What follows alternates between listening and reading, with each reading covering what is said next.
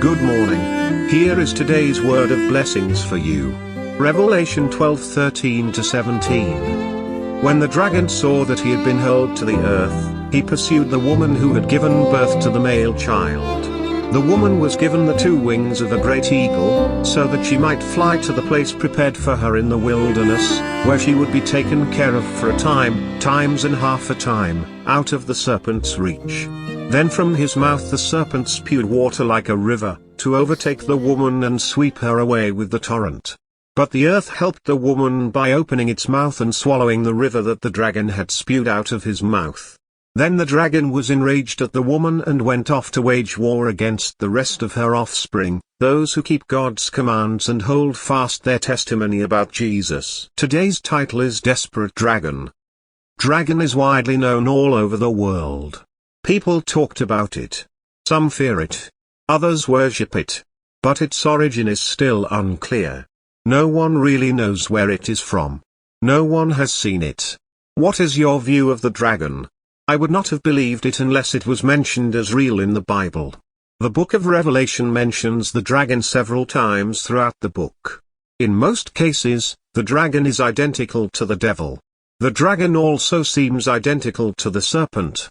In verse 15, it says, "Then from his mouth, the serpent spewed water like a river." From the context, it is obvious that the serpent refers to the previously mentioned dragon. The serpent that appeared at the beginning of history has now appeared as a dragon.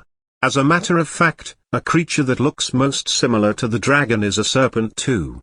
I would not dare to dig into the mystery of how the old serpent has turned into an enormous dragon.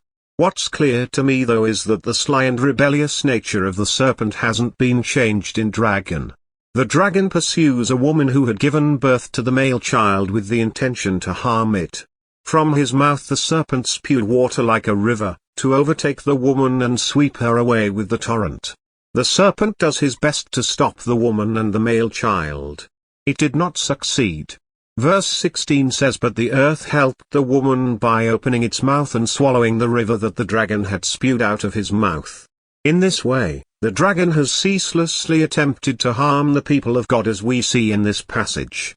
But God has foiled the tempter's power all the time, as he has promised in Isaiah 43:2. "When you pass through the waters, I will be with you, and when you pass through the rivers, they will not sweep over you. When you walk through the fire, you will not be burned, the flames will not set you ablaze."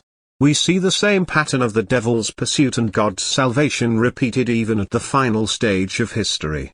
The desperate pursuit of the dragon fails again. How has the dragon pursued you? How successful has he been? God must have been saving you from all his attempts. It is the dragon that is desperate, not you.